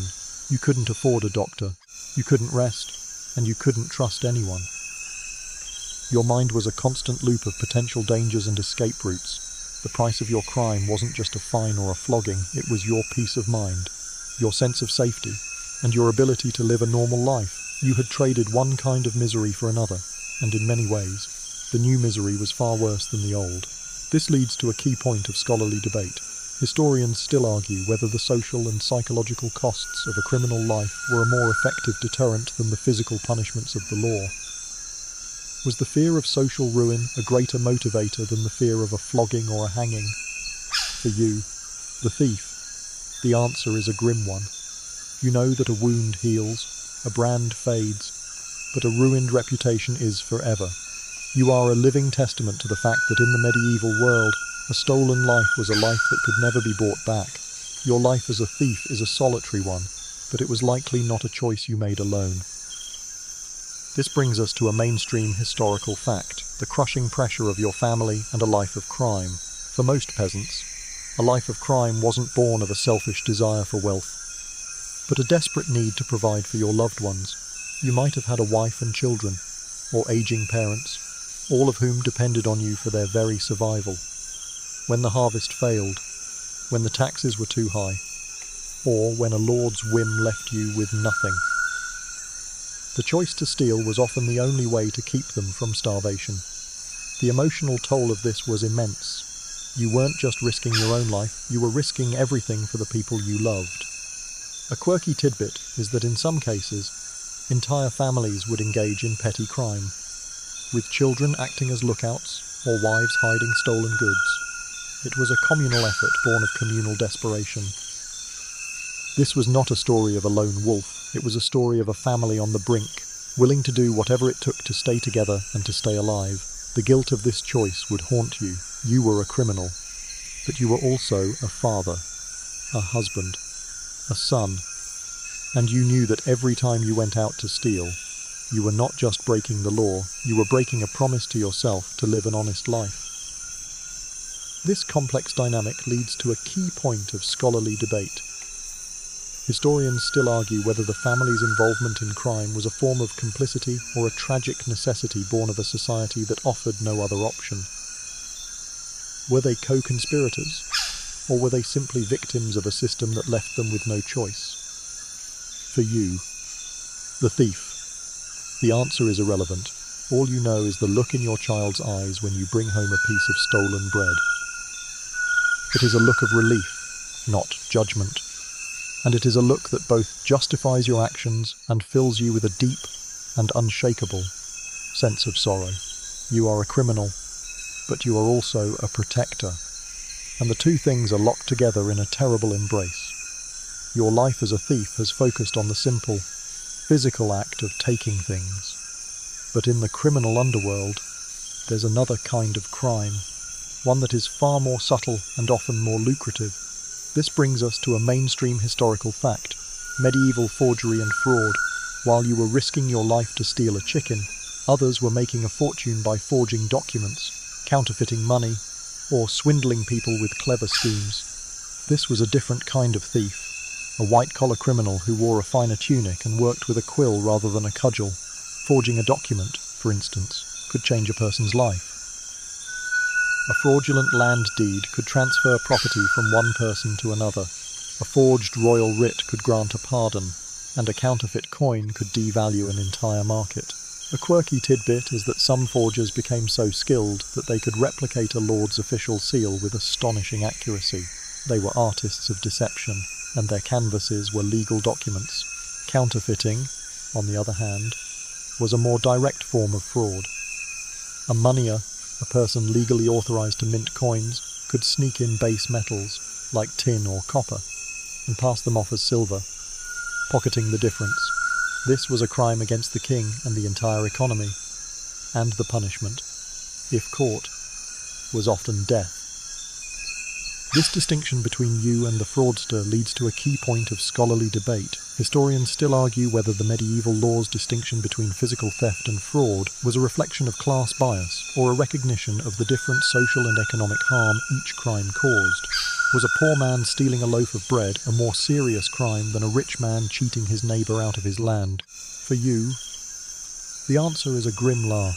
You know that a poor man's crime is always more serious, no matter what it is. You also know that while you are a criminal, the fraudster is a different kind of predator, one who preys not on the body, but on the trust and the very fabric of society. You might be a desperate man, but you are not a man who has traded his honor for a clever lie, so you've been caught, and you're in a courtroom, but you're not thinking about fines or imprisonment, you're thinking about the grim reality of medieval punishment. This brings us to a mainstream historical fact, the punishment of mutilation. For a wide range of crimes, from grand larceny to sedition, a judge might sentence you to lose a part of your body. This wasn't just about hurting you, it was about marking you for life, turning your body into a living billboard of your crime. The most common forms of this were the cutting off of a hand or a foot for theft, or the slicing off of an ear for a lesser offence. The act itself was a public spectacle, carried out by a professional executioner or, in some cases, by the town's blacksmith or butcher. A quirky tidbit is that the tools for these punishments were often simple, crude, and unhygienic, which meant that a sentence of mutilation often led to a slow, agonizing death from infection. You might survive the punishment, only to succumb to fever and gangrene a few days later. It was a cruel irony. The law had punished you, and now the lack of medical care would finish the job. This punishment wasn't about redemption or rehabilitation. It was about creating a permanent, visible record of your crime, a mark that would tell every person you met that you were a thief. This form of justice leads to a key point of scholarly debate. Historians still argue whether the purpose of mutilation was a genuine deterrent or simply a way of satisfying the public's desire for vengeance. Was it a pragmatic tool of social control, or was it a ritualized form of public theatre, a brutal show put on for the masses, for you, the accused? The answer is irrelevant. All you know is the grim reality of your situation. You are a man who is about to be made an example of, a lesson in flesh and blood. You are about to become a living ghost, a person with a permanent reminder of your crime, a monument to a system that gave you so little and took so much. You are a criminal, but you are also a victim, and you are about to pay the ultimate price for a system that was designed to make you fail.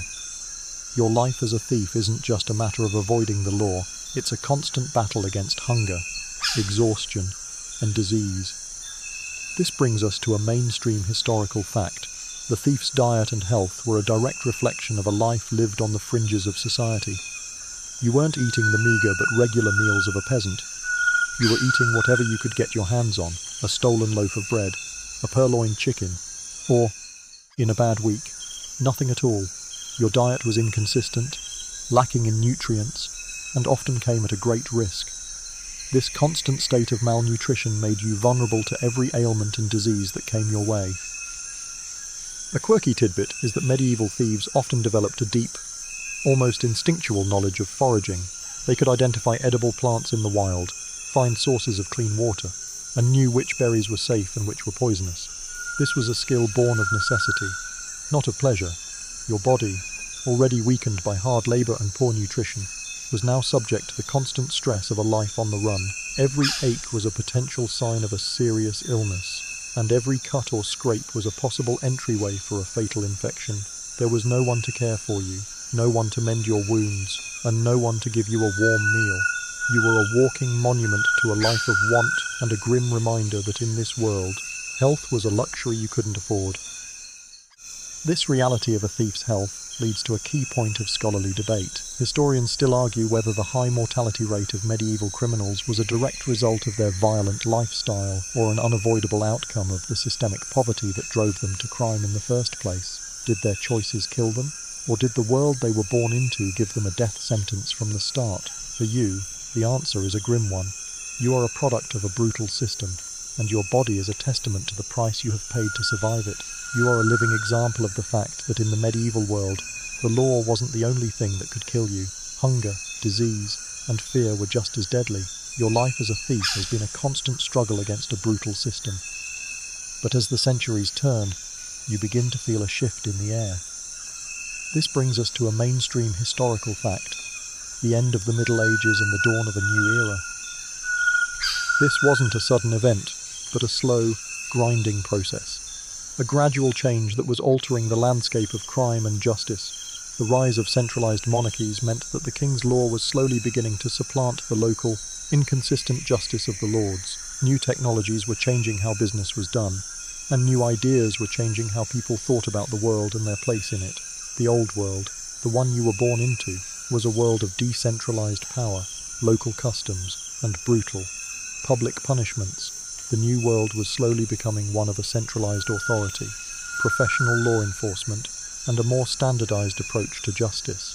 A quirky tidbit is that the rise of the printed word meant that laws could be disseminated more widely and more consistently. A thief in one town might face the same punishment as a thief in another, which was a huge departure from the days of a local lord's unpredictable whims. The old ways were dying, but they were dying slowly, and the old dangers were being replaced by new ones. This transition from one era to another leads to a key point of scholarly debate. Historians still argue whether the end of the Middle Ages was a positive development for the poor and the marginalized, or if it simply replaced one form of oppression with another. Did the centralized power of the king create a more just society? Or did it just create a more efficient system of control? For you, the thief, the answer is irrelevant. You are simply a man living in a world that is changing, and you know that change, no matter what its form, is always dangerous. You are a relic of the old world, a ghost in a new one, and you know that in this new world, your old skills may no longer be enough to save you. As the medieval world slowly fades, you begin to see a new tool that will change the game for both thieves and lawmen alike. This brings us to a mainstream historical fact, the introduction of firearms. While early firearms were crude, unreliable, and slow to reload, they were a complete game changer. A longbow required years of training and immense physical strength. A sword required skill and close-quarters combat. A handgun or a rudimentary musket, on the other hand, required little training and could kill a man from a distance. For a thief, this meant a new way to defend yourself against a mob or a patrol, a way to level the playing field against a trained knight or a well-armed guard. A quirky tidbit is that the first firearms were so clumsy that they were often more dangerous to the person firing them than the person they were shooting at. They would misfire, explode, or simply fail to go off. But when they did work, they were terrifyingly effective. The sound alone was enough to strike fear into the hearts of a mob or a patrol. And it gave a lone thief a level of power he had never had before. This was a brutal and indiscriminate weapon, one that didn't care about honor or skill, it only cared about killing. This new technology leads to a key point of scholarly debate. Historians still argue whether the introduction of firearms democratized violence by giving a poor man a way to fight back against the powerful, or if it simply led to a more brutal and impersonal form of warfare and crime. Did it empower the powerless, or did it just create a more dangerous world for everyone? For you, the thief, the answer is irrelevant. All you know is the terrifying roar of a musket, the acrid smell of gunpowder, and the newfound, dangerous power in your hands. You are no longer just a ghost in the shadows, you are a force to be reckoned with, and you know that in this new world, a man with a gun is a man with a future, however short it may be. The chaos of a changing world, combined with your unique skill set, presents a new path, a transition from thief to something more. This brings us to a mainstream historical fact, from thief to soldier of fortune. As the old feudal system gave way to professional armies, there was a high demand for men who were tough, resourceful, and skilled in combat. You, a man who had lived by his wits and his blade, were a perfect candidate. You had no loyalty to a lord or a king, only to yourself and the highest bidder. You were a mercenary. This was a way of laundering your criminal past, of turning your illicit skills into a legitimate, if brutal, profession. This was a different kind of life. A quirky tidbit is that many of these mercenaries had their own unique codes and loyalties, a kind of professional brotherhood that transcended national borders. You might fight for a French king one year and an English lord the next. Your loyalty was to the coin, not the cause. You were no longer just a thief, you were a warrior, a professional killer, and a man who was willing to sell his services to anyone who would pay.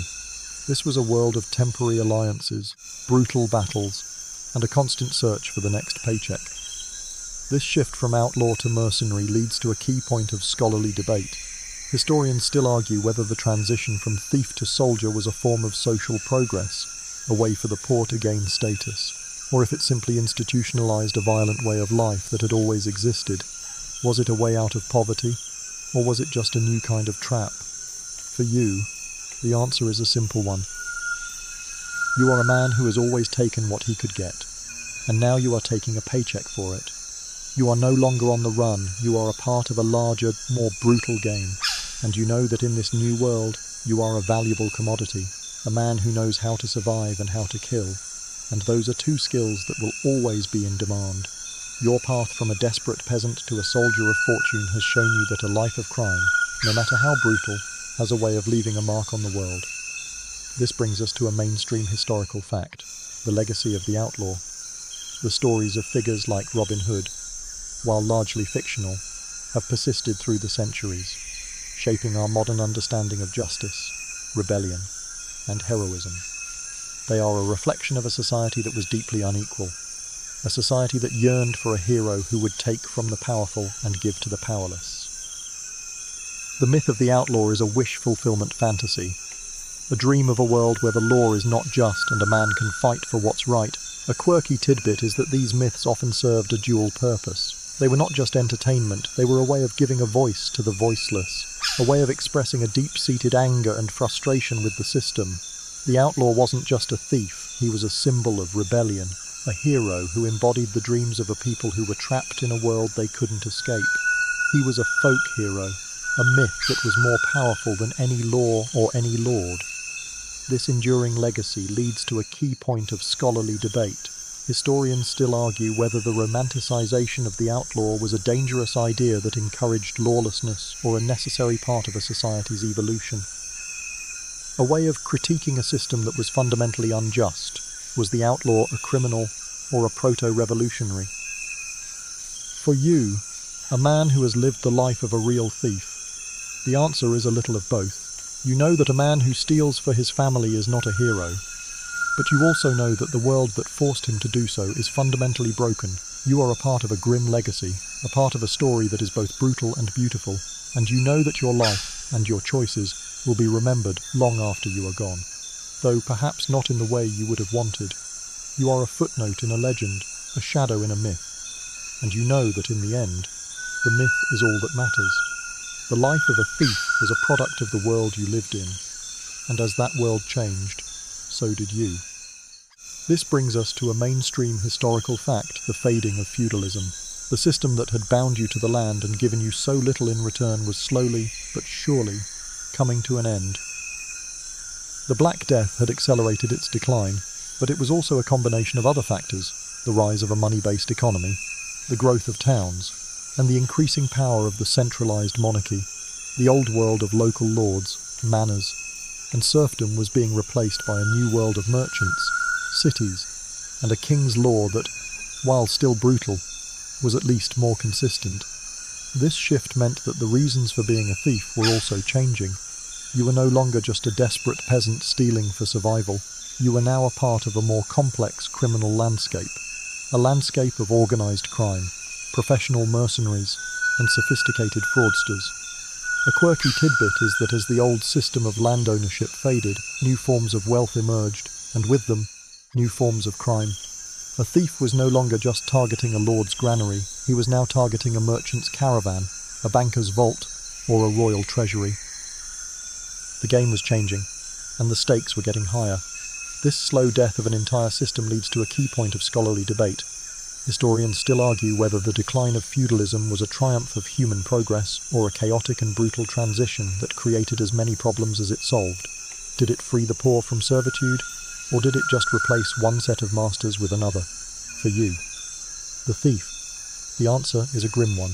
You are a product of the old world, a man whose skills and habits were formed in an era of pure desperation. You have adapted, you have survived, but you are a living relic. You know that the new world is coming, and you know that in this new world, your kind of thievery may no longer be a viable way of life. You are a ghost, a shadow of an era that is slowly fading, and you know that the only thing left for you to do is to find a way to make a living in a world that no longer has a place for you. The world has changed, but the reasons for your life of crime have not entirely disappeared. This brings us to a mainstream historical fact, the modern echo of medieval crime. While we no longer have serfs tied to the land, we still have people who are trapped in a cycle of poverty and desperation. And this still leads to crime. The modern world has its own kind of feudal system, one of economic inequality, social immobility, and a legal system that often seems to favor the rich and powerful. The street thief, the organized gang, and the white-collar criminal are all modern versions of the same characters who roamed the medieval landscape.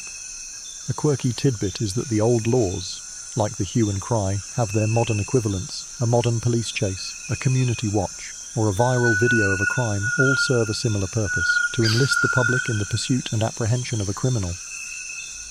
The technology has changed, but the human element, the fear, the panic, the desire to see justice done, is the same.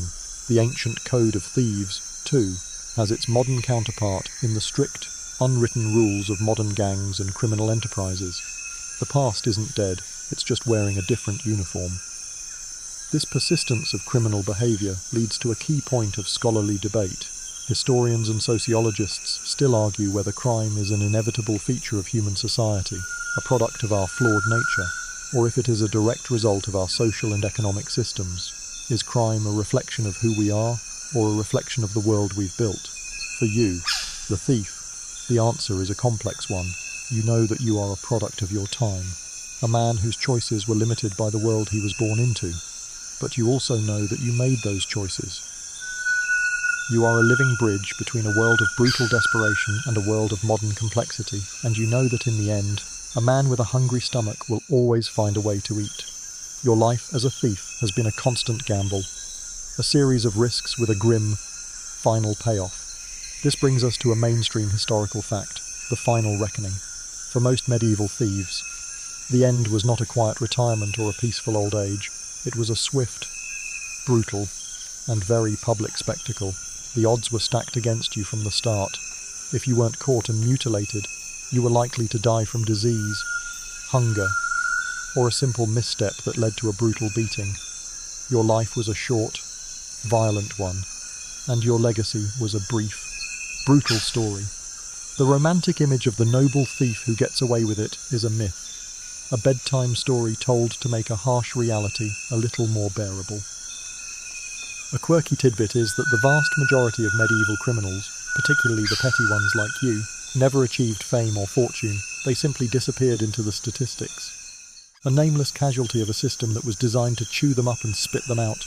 They were a part of the landscape, a grim reminder of what happened when a man dared to defy the rules.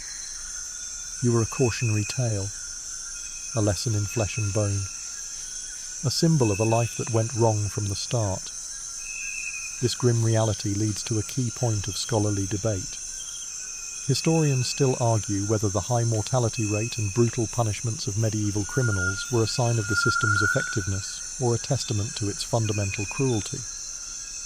Did the system work as it was designed to, or was it a form of institutionalized murder? For you, the thief, the answer is a simple one. You are a product of a system that was designed to crush you, and it has done its job well. You are a footnote in a larger story, a ghost in a history that will be written by your enemies. And you know that in the end, your life was a short, tragic tale with a very predictable ending. Your life as a thief is coming to an end. And as you reflect on the long road you've traveled, you realize that your story is not just a tale of crime, but a reflection on the world itself. This brings us to a mainstream historical fact, the long shadow of a stolen life. The choices you made, the risks you took, and the things you did to survive were not just a reflection of your character, but a direct consequence of the world you were born into. You were a product of a system that gave you nothing, and so you were forced to take everything.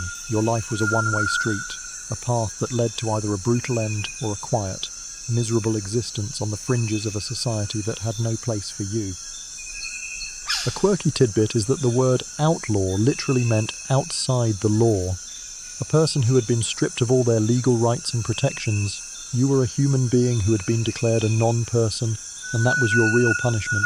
You were a ghost in a world of people, and your stolen life was a life you could never get back. You could never be an honest man, never be a part of a community, and never find a place of safety and peace. You were always on the run, always looking over your shoulder, and always alone. This leads to a final, and perhaps most important, point of scholarly debate. Historians still argue whether the thief was a criminal or a victim, a product of his own poor choices or a tragic consequence of an unjust system. Was your life a cautionary tale about the dangers of a life of crime, or a damning indictment of a society that left you no other choice? For you, the answer is a grim one. You are both. You made choices, but those choices were made in a world that was designed to make you fail. You are a criminal, but you are also a victim. And you know that in the end, your life was a short, tragic tale with a very predictable ending. Now, let's fade out, leaving the cold, damp stone of the dungeon behind. The sounds of the world are growing softer now, the shouts and the clanging of the smithy's hammer fading into a soft hum. The sun is setting, and the last rays of light are filtering through the cracks in the ceiling, painting the dust motes in a gentle, hazy gold. The air is growing cooler, and the fire in the hearth is dying down to a bed of soft, orange coals. Your body is heavy, and your mind is starting to drift. The stories, the facts, the debates, they are all just whispers in the wind. And you are no longer a thief or a peasant, a victim or a hero. You are just a body, sinking into the quiet embrace of the darkness. The world is a silent, gentle place now. The shadows are long, and the stars are starting to twinkle outside the window. You are safe, you are warm, you are tired, and as the final light fades, you are no longer a part of the past. You are a part of the now, a part of the quiet, beautiful nothingness that is waiting for you. You've made it through another night of history, and as the final words are spoken, you can feel the weight of a forgotten world lifting from your shoulders. The thieves, the knights, the peasants, and the kings, they are all a part of a long-ago story, a dream that is now a part of you. You are no longer on the run. You are no longer hungry. You are no longer afraid. The world is a quiet, peaceful place, and all you have to do is close your eyes. Sleep well. My friend, end of script. Sweet dreams.